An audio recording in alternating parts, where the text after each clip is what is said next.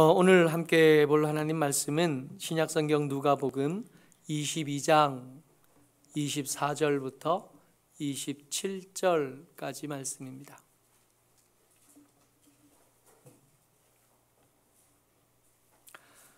누가복음 22장 24절부터 27절까지 말씀 같이 읽겠습니다. 시작.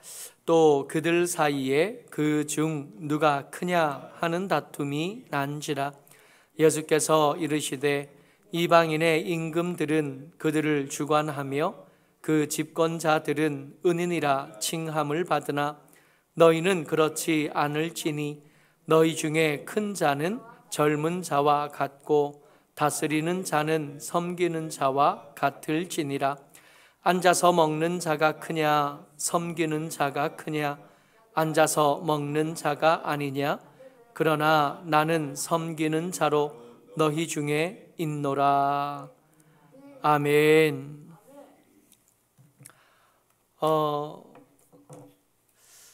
예수님과 함께 있을 때 제자들 사이에서 가장 자주 그리고 또 제자들의 가장 중요한 관심사는 우리 중에 누가 크냐 한 것이었습니다. 이렇게 찾아보니까 제자들이 우리 중에 누가 크냐 하는 것으로 다퉜고 싸웠던 것들이 기록된 부분이 세 군데 정도 있더라고요. 제일 먼저가 변화산 사건 이후에 한번 누가 크냐 했어요. 말씀 나온 김에 이거 잘 기억해 두세요. 변화산에서 제자들이 누굴 만났는지 잘 기억해 두면 범사에 유익함이. 두 번째, 언제 또 누가 크냐 하고 다퉜었냐 하면 예루살렘을 향해 가는 중에 다퉜습니다. 그리고 오늘 다시 한번 제자들이 다투는데 오늘 유독 이게 더 가슴 아프고 또 한심해 보이고 그 한심한 모습에 우리 모습도 끼어 있는 것을 알기에 불편한 말씀이에요. 최후의 만찬이 끝난 뒤에 우리가 오늘 읽었던 말씀 누가복음 22장에는 예수님께서 제자들과 마지막 저녁 식사를 함께 하시는 장면들이 기록되어져 있습니다. 근데 그 만찬 장면이 끝나자마자 성경이 기록하기를 또 그러면서 우리가 읽은 말씀에 또 그러면서 제자들이 누가 크냐 하고 다투고 있는 모습들을 기록해 놓는 거예요. 그런데 한심하잖아요. 이 한심한 이야기들을 다투는 모습을 옆에서 지켜보던 예수님께서 그들에게 이야기하시는데 그 다투는 자들 사이에서 이야기를 해주시는데 그 언성이 조금도 높아지지 않았다는 거예요.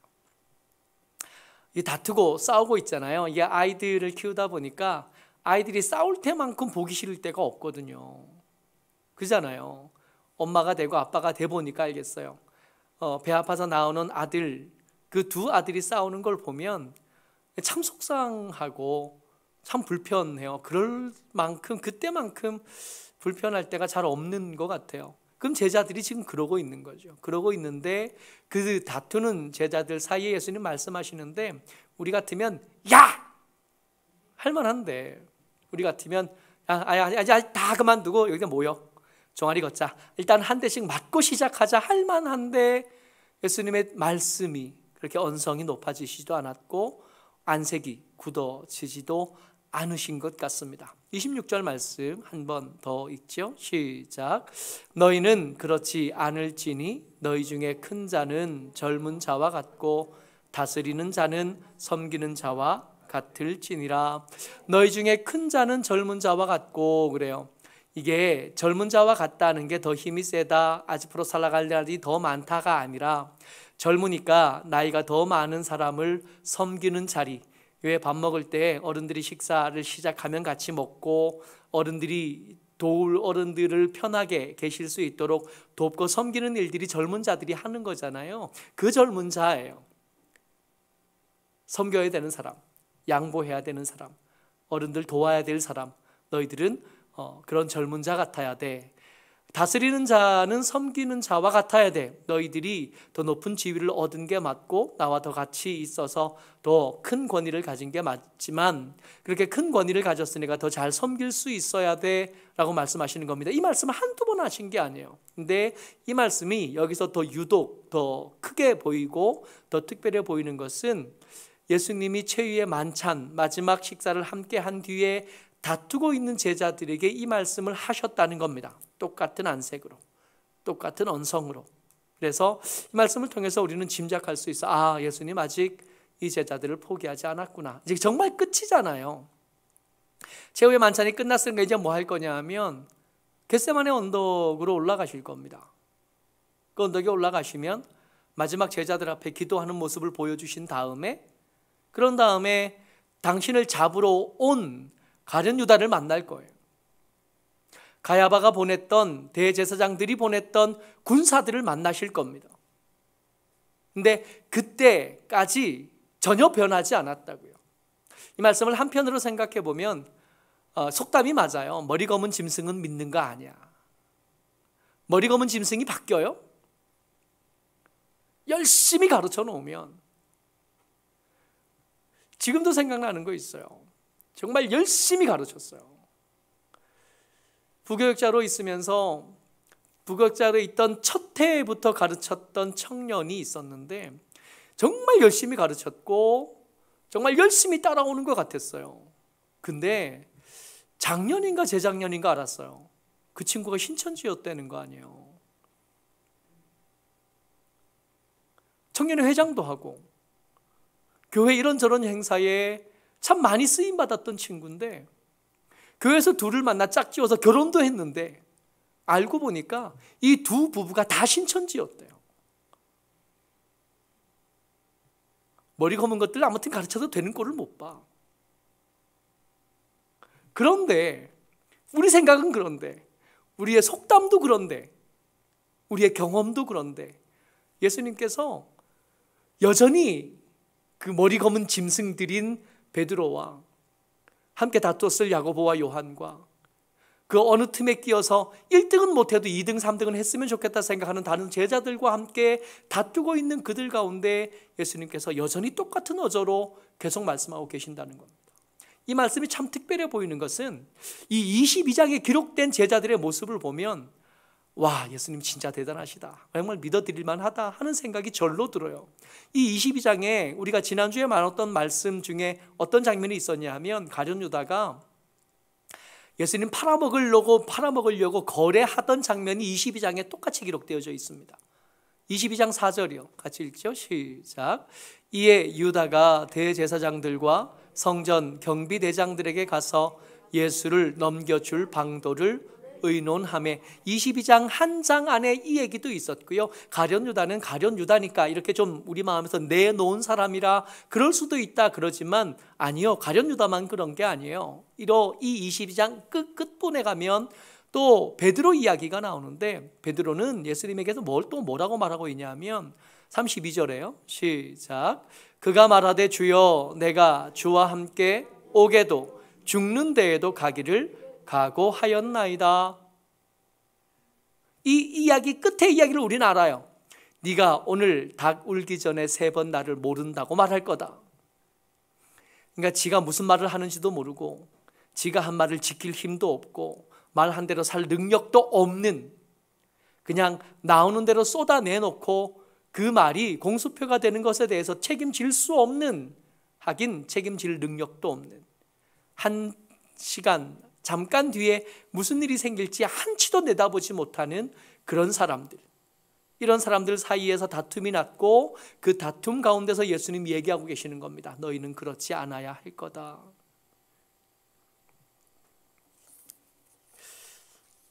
예수님께서 포기하지 못하신 데는 당신만의 이유가 있어요. 오늘 우리가 제일 중요하게 나눌 말씀이 이건데, 예수님께서 지금 다투고 있는 제자들, 한 놈은 예수님 팔아먹으려고 하고 있고 한 놈, 그 중에 좀 괜찮은 것 같이 여겨지는 베드로는 지가 무슨 말을 하는지도 모르고 지 말을 제대로 지켜내지도 못하는 말을 쏟아내고 있는 이들, 그들 가운데 다투고 있는 이들을 예수님이 어떻게 여기고 있냐면 이들은 나와 함께 한 자야.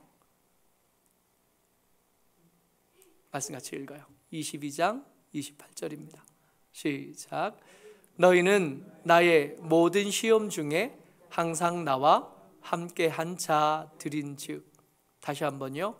마음에 새기면서 예수님이 여러분들과 저를, 예수님께서 제자들을, 그냥 제자들 말고 최후의 만찬이 끝난 뒤에도 아직 정신 못 차리고 분위기 파악 못하고 지질이 모자란데 여전히 모자라고 한 걸음 더 성장하지 못한 사람들, 꼭 우리 같은 사람들을 향하여 예수님께서 품으신 생각입니다. 다시 한번 읽죠. 시작. 너희는 나의 모든 시험 중에 항상 나와 함께 한 자들인즉. 여러분, 예수님과 시험 가운데 함께 있을 때 이들이 잘하기만 한 거 아닐 거거든요. 예수님 무슨 말 하는지 못 알아들을 때도 있었고, 예수님께 책망받을 때도 있었고, 예수님을 실망시켜 드릴 때도 있었고, 꼭 우리처럼. 근데 그럼에도 불구하고 그런 제자들을 향하여 예수님이 뭐라고 생각하시고 뭐라고 말씀하시냐 하면 너희는 나의 모든 시험 중에 항상 함께한 자들이다 말씀하셨다는 겁니다. 이런 사람들을 뭐라고 부르냐면 가족이라고 불러요. 우리 가족들 중에 모자란 사람들이 있잖아요. 예를 들어 신랑, 예를 들어 아내, 큰아들, 둘째 아들, 딸도 물론 우리 가족들 중에 부족하고 모자란 사람들이 있잖아요. 저 사람이 우리 가족이 아니었으면 좋겠다 때때로 원망스러울 때도 있잖아요. 근데 그럼에도 불구하고 우리 같이 사는 건 뭐냐 하면 가족이라고 생각해요. 이거 함부로 끊을 수 없는 관계라고 여기기 때문이거든요. 잘 해오기만 한 거 아니에요. 때때로 잘한 것도 가끔씩 있었지만 거의 대부분의 시간을 잘 못했고 거의 대부분의 시간 서로에게 상처를 주고받으면서 살았는데 그럼에도 불구하고 우리가 여전히 같이 사는 이유는 뭐냐면 가족이거든요. 저희 부모님이 제가 어릴 때 살던 집이 한 울타리에게 큰 집 울타리 안에 가운데 주인집이 있고 주변에 이제 방 하나짜리 이 새 방들이 쭉 둘러가면서 디귿자로 이렇게 있었어요. 저희 집이 제일 끝방이었는데 그때 그 방들에 모여 살던 분들이 그 부모님 친구들이 지금도 만나셔요. 지금 다들 70대시고 80대셨는데 지금도 서로 만나서 같이 여행도 가고 같이 밥도 먹고. 근데 거기 그분들하고 같이 있을 때 부모님들은 가식이 없어져요. 그때 저희 아버지 술 먹고 난리 칠 때 그거 옆에서 봤거든. 그 옆에서 부부싸움 할 때 한 칸짜리 집이었으니까 부부싸움 한 날은 그 동네 사람들이 다 알아요. 그 집 싸웠어 하는 거 다 알아요. 그 집 아들 성적이 어땠는지, 그 집 아들 성격이 어땠는지, 무슨 사고를 쳤는지, 뒷산에 불을 누가 냈는지 다 알아요. 그러다 보니까 그 어른들이 모여서 여행 가고 하시면 숨길 수가 없어. 애초에 다 알아. 근데 그분들하고 함께 있을 때 편안해지셔요. 가끔씩 역시까 모여서 식사하시고 때때로 여행도 가시고 그러시는 걸 봐요. 너희는 나의 모든 시험 중에 항상 나와 함께 한 자들인즉. 예수님께서 그 제자들을 그렇게 생각하고 계신다. 마치 가족처럼. 미울 때가 많지만 그렇다고 떼서 내버리지는 못하는 그런 이들로 제자들을 생각한다는 겁니다. 근데 29절, 20, 30절 말씀이 사실은 더 큰 충격으로 다가와요. 이런 함께한 자들, 슬플 때 혹은 기쁠 때를 한결같이 함께하던 이 자들에게 예수님께서 이 자들을 위해서 준비한 것들을 말씀하십니다. 29절, 30절 이어서 같이 읽습니다. 시작. 내 아버지께서 나라를 내게 맡기신 것 같이 나도 너희에게 맡겨 너희로 내 나라에 있어 내 상에서 먹고 마시며 또는 보좌에 앉아 이스라엘 12지파를 다스리게 하려 하노라. 우리 하나님의 은혜를 말할 때, 예수님께서 우리에게 주신 은혜를 말할 때 은혜가 과분하다, 은혜가 넘친다 하는 얘기를 자주 하는데 여러분 진짜 그런 거예요. 말로만 할 게 아니에요. 가만히 생각해 보세요. 예수님께서 이 이야기를 하시는 그 순간에 제자들 뭐 하고 있었냐 하면 한 놈은 예수님 팔아먹고 있었고 그 중에 괜찮은 사람 한 사람은 자기가 책임지지도 못할 말을 함부로 쏟아내고 있었고, 그 나머지 사람들은 우리 중에 누가 크냐 하고 싸우고 있었다고요. 조금 있으면 십자가를 지러 가실 텐데. 근데 그런 세다들에게 예수님 뭐라 그러시냐면, 내 아버지가 내게 하신 것처럼 나는 너희들에게 할 거다. 너희들을 내 상에서 같이 밥 먹게 할 거고, 너희들과 함께 계속 살아갈 거고, 하나님의 나라를 함께 다스리게 하겠다 말씀하시는, 그야말로 넘치는 은혜. 철없다라는 말들을 우리가 자주 씁니다. 사전에 찾아봤더니 사리 분별할 만한 지각이 없다. 오늘 오전에 일정을 마치고 오후에 산에 갔다 왔어요. 금정산을 요즘 거의 이틀에 한 번은 꼭 가는 것 같아요. 산에 갔는데 요즘 가을이 얼마나 깊고 예쁜지요. 오늘 찍은 사진이에요. 오늘 찍은 사진. 산에 가본 사람만 누리는. 가을이 정말 깊어요. 너무 예뻐요. 게다가 요즘 하늘도 너무 예뻐서 이게 좀 집에만 있지 마시고 좀 갔으면 좋겠습니다. 사모님 같이 좀 갔으면 좋겠는데 참 안 따라다녀. 얼마나 좋은지 모르는데. 억새가 피어서 이제 꽃이들이 날려가요. 진짜 예쁘죠. 이게 아마 도토리 나무예요. 상수리 나무일 텐데, 나뭇잎이, 상수리 나무는 보통 왜 노랗게 물들지 않아요? 빨개요? 빨간 것도 있어요? 있더라고요. 찍어서 유독 눈앞에 보이길래 찍어왔어요. 근데 이 깊은 가을, 지금 11월 이제 이번 다가오는 주가 추수감사절이니까 정말 깊은 가을이잖아요. 이제 겨울에 더 가까운 가을이잖아요. 근데 이렇게 예쁜 단풍과 이렇게 예쁜 억새만 있는 게 아니라 철쭉이 피었어요. 이거 오늘 찍은 거예요. 철쭉이 펴가지고 철도 없이 이것들이, 이게 겨울인지 봄인지도 모르고 아무 때나 펴가지고 이건 절대로 열매를 맺지 못합니다. 왜요? 철이 없으니까. 지가 꽃을 피워야 될 때 꽃 피지 않았으니까. 이 깊은 가을에, 겨울 가까울 때 철쭉이 꽃을 피웠으니 이게 열매가 되겠어요? 지금 제자들이 다투고 있는데, 지금 그들이 당해야 되는 그 시절, 그 시간, 그 시대가 어떤 시대인지 전혀 모르는 거예요. 마치 깊은 가을에 꽃 피운 철쭉처럼. 31절 같이 읽습니다. 시작. 시몬아 시몬아 보라, 사탄이 너희를 밀 까부르듯 하려고 요구하였으나. 여러분, 밀 까부르듯 할 때 왜 체질 이렇게 하잖아요. 키질 이렇게 하잖아요. 키질 하면, 지금 키질을 누가 하냐 하면 사탄이 해요. 그러니까 예수님은 이 제자들을 다투고 있지만, 예수님 팔아먹으려고 하고 있지만, 지키지도 못할 말을 함부로 쏟아내고 있지만, 그럼에도 불구하고 이 사람들을 알고 기다라고 주장하고 계신 거예요. 그래도 이 사람은 지금은 이래 보여도 괜찮아질 거라고, 앞으로 믿음도 잘할 거고 기도도 꼬박꼬박 할 거고 하나님의 사람답게 살아갈 거라고, 거짓말은 점점 줄어들 거고 천박한 삶의 모습들은 점점 떼어낼 거라고. 지금은 이 모양 이 꼴이지만, 지금은 지들끼리 중에 모여서 누가 크냐 싸우고 있지만 계속 그러지 않을 거라고, 나아질 거라고 우기고 있는데, 사탄이 그 옆에서 아이고 농담도 무슨, 해보자고요. 그리고 키에다가 그것들을 올려놓고 퀴즈를 해보겠다고 덤벼들고 있다는 겁니다. 지금 상태라면 어떻게 될까요? 안으로 들어올까요? 이렇게 퀴즈를 하면? 안 들어오지. 들어올 리가 없죠. 교회 안에서 누가 크냐고 싸우고 있는데 무슨 알고, 어린 반푼어치도 없어요. 깊은 가을에 핀 철쭉 같아요. 절대로 열매를 못 맺을 겁니다. 지금 상태로는 안 돼요. 그러니까 이런 모습을 보고 이런 상황을 아시는 예수님은 한심해 죽겠는 거예요.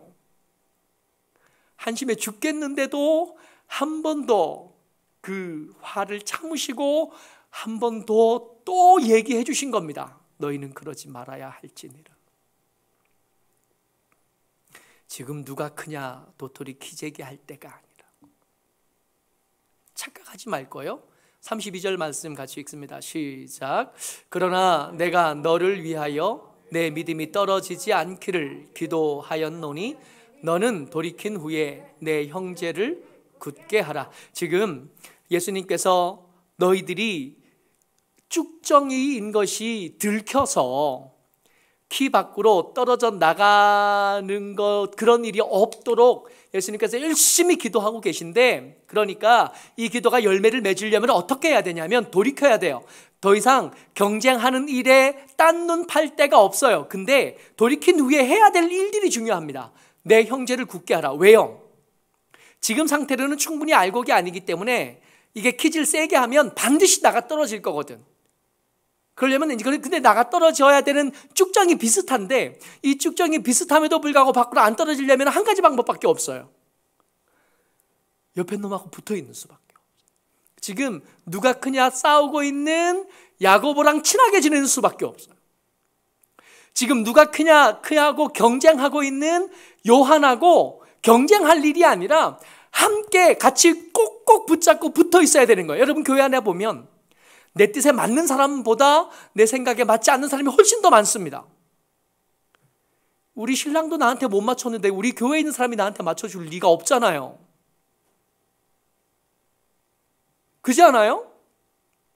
죽고 못 살아서 결혼한 그 사람도 나를 못 맞추는데, 일주일에 한 번 간신히 만나는 교회 안에서 평안을 찾겠다고요? 애 안 쓰는데? 노력 안 하는데? 그냥 공짜로? 될 리가 없다고요. 신랑도 나한테 못 맞췄어요. 예수님도 버거워하시는 나를 교회 안에 있는 그 사람이 나한테 공짜로 맞춰줄 리가 없어요. 이런 사람들하고 경쟁까지 하다 보면 이 사탄이 키질하는 그 키질에서 안으로 들어올 가능성은 하나도 남지 않는 겁니다. 여러분, 착각하지 마세요. 혼자 신앙생활 잘할 수 있을 거다 착각하지 마세요. 우리가 혼자 신앙생활을 잘할 수 있을 것 같았다면 이 말 많고 탈 많은 교회를 예수님이 세우셨을까요? 절대로 아니에요. 혼자 신앙생활 못합니다. 혼자 충분히 말씀을 나눌 수 없고, 혼자 충분히 신앙을 훈련할 수 없고, 혼자 충분히 믿음을 키울 수 없어요. 옆에 사람이 필요한데, 그 옆에 사람, 함께 같이 성장해야 될 그 사람하고 싸우고만 있으면 우리 믿음은 언제 크냐고요. 지금 위태위태한데 예수님께서 잠깐 멈춰봐. 얘들 지금은 이렇게 모자라지만 나중에 커질 거야. 나중에 대단해질 거고, 나중에 믿음이 아름답고 성숙해져서 감히 그 올려다 보기만 해도 머리가 아프게 될 거야. 목이 아프게 될 거야. 그렇게 말씀하시면서 멈춰두고 계신데, 그 시간을 얻었으면 이제 함께 애를 좀 써가면서 도와줘가면서 격려해가고 위로해가면서 같이 성장해야 될 텐데 경쟁만 하고 있는 거예요. 형제를 굳게 해야 될 때인 거죠. 지금은 믿음이 흔들리는 사람을 안정할 수 있도록 붙잡아주는 일을 해야 되는 거죠. 왜냐하면 저 사람을 위해서가 아니라 함께 있어야 나도 겨우 사니까 나를 위해서라도 저 사람 붙잡아야 되는 거예요. 나 혼자서는 그 사단이 하는 기질에서 밖으로 떨어질 수밖에 없겠으니까, 내 무게에다가 무게를 더해줄 사람이 필요하니까, 보호하니까 저도 부족하고 나도 부족하는데 같이 자라야 이 무게가 되겠으니까, 견고하게 세워줘야 그가 견고하게 되면 그 덕을 나도 보겠으니까 이러고 있는데, 이래야 될 때에 저는 내 생각이 안 맞아, 저는 내 기호에 안 맞아, 저는 내 취향에 안 맞아, 말하는 뉘앙스가 안 맞아. 여러분, 그러고 있다가 큰일 나요. 지금은 우리가 교회 안에서 해야 될 일은 경쟁이 아닙니다. 함께 해야 돼. 기도하는 걸 힘들어하는 사람이 있으면 손 붙잡고 같이 앉을 수 있어야 되고, 말씀을 읽는 거 어려워하는 사람이 있으면 옆에서 내가 읽어서 들려주기라도 해야 되는, 어떻게 해서든 저의 믿음이 자랄 수 있도록 애쓰고 수고해야 됩니다. 저 사람을 위해서가 아니에요. 지금 그렇게 여유 있는 때가 아니에요. 내가 살려면 그 일을 할 수밖에 없어요. 예수님의 이 답답한 마음 가운데 하시는 이 말씀이 오늘 우리의 귀에 들려주시기를 주의 이름으로 축복합니다. 나 혼자 잘한다고 되는 게 아니라 우리 앞가림 정도로 부족하고 옆에 사람을 세워야 나도 살겠고, 그래야 교회가 교회다워지겠고, 그래야 사단의 키질에서 밖으로 떨어지지 않고 기어코 그 안에 남았다가 열매 맺고 그 안에 남아서 맺은 열매로 하나님의 칭찬도 받고 하나님의 영광도 드러내고, 모쪼록 저와 여러분들이 이 귀한 계절 가을에 주의 은혜 가운데 함께 성장해가고 함께 성숙해가는 하나님의 사람들 다 되시기를 주의 이름으로 축복합니다. 아멘.